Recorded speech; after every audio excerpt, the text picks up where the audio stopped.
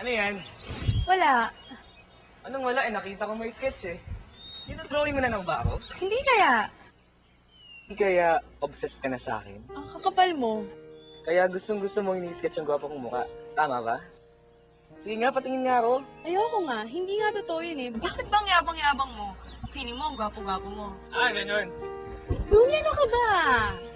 So, hindi gwapo boyfriend mo? Di masyado.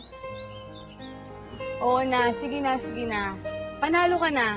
Gwapo ka na. Happy first anniversary. Happy first anniversary.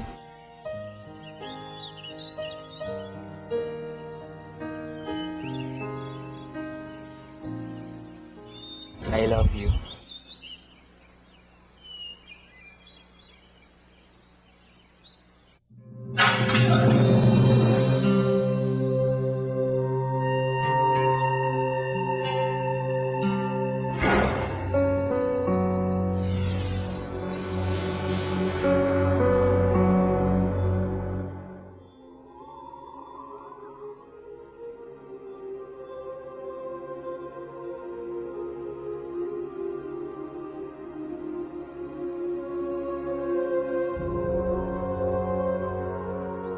Pumunta ako sa lugar na to kasi bad trip ako sa parents ko.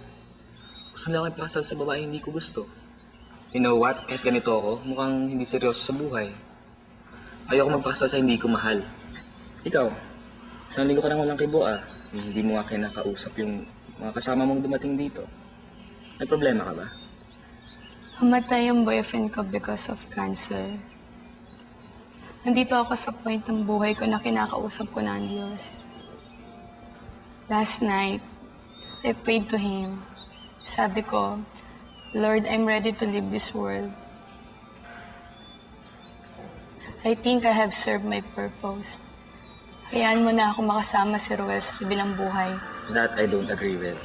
Only God knows kung na-serve na natin ang purpose natin dito.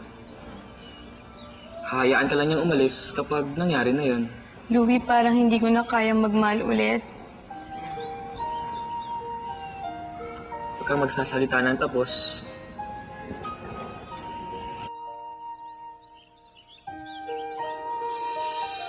Tama nga si Louie. Di dapat ako nagsalita ng patapos. Kalahin ko bang may love ako ulit? Pasa na ba siya? Lord, napakalaki ng naging kasalanan ko. Hindi ko dapat pinagtangka ng sarili kong buhay 2 years ago dahil nasa depression ko. Thank you dahil nakilala ko si Louie. Alam ko, engaged na siya sa iba. Kayo na po sana ang bahala sa aming dalawa.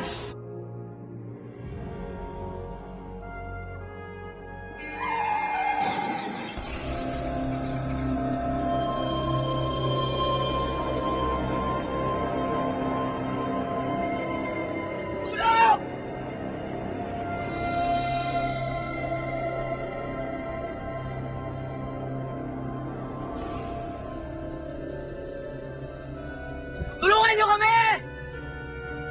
My God!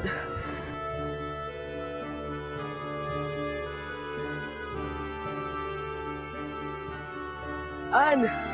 Ann! Ann! Ann!